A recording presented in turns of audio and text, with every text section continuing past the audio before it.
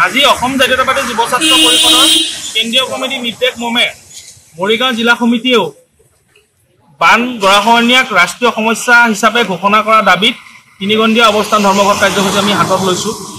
দেখিছে বতৰ যথেষ্ট প্ৰতিকূল, তাৰ পিছতো কিন্তু আমাৰ সতীৰ্থসকল আহি এই কাৰ্যসূচীত অংশগ্ৰহণ কৰিছে। আমি ইয়াৰ দ্বাৰা কেন্দ্ৰীয় চৰকাৰক আৰু ৰাজ্য চৰকাৰক এটা বস্তুৱে ক'বলৈ বিচাৰিছোঁ, যিদৰে আপোনালোকে অসমৰ তেলৰ ৰয়েলটি লৈ অসমখনক আপোনালোকে মাহিয়াই চকুৰে চাই আছে, কাৰণ আপোনালোকে বান গৰাখহনীয়া প্ৰতি বছৰে অসমত হয়, মাথাউৰিবোৰ ভাঙি যায়, বহুত মানুহৰ ঘৰ বাৰী হেৰুৱাই যায়, কিন্তু এই সমস্যাটোক কিন্তু আজিলৈ কোনো দিনে কোনো এখন চৰকাৰে ৰাষ্ট্ৰীয় সমস্যা হিচাপে ঘোষণা নকৰিলে।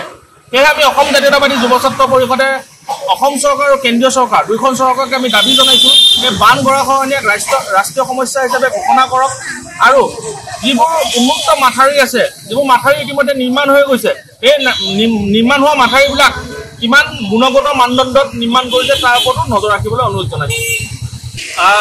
আমি প্ৰশাসনকো এটা আহ্বান জনাম যে মৰিগাঁও জিলাৰ যি মাথাউৰিসমূহ নিৰ্মাণ হৈ আছে, এই নিৰ্মাণ হৈ থকা মাথাউৰিসমূহো তেওঁলোকে তদাৰক কৰক, যাতে যি মানদণ্ডত আছিল নিৰ্মাণ কৰিবলগীয়া তেনেকুৱা মানদণ্ড নিৰ্মাণ হৈছে নাই সেইটো নজৰ ৰাখক।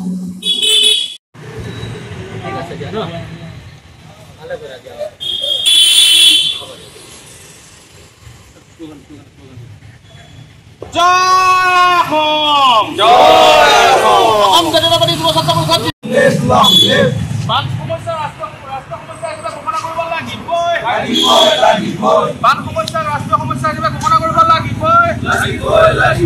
কেন্দ্ৰীয় চৰকাৰ হাই হাই, অসম চৰকাৰ হাই হাই, YCP long live, YCP long live, বান গৰাখহনীয়াক ৰাষ্ট্ৰীয় সমস্যা হিচাপে ঘোষণা কৰিব লাগিবই, বান গৰাখহনীয়াক ৰাষ্ট্ৰীয় সমস্যা হিচাপে ঘোষণা কৰিব লাগিবই। জয় অসম।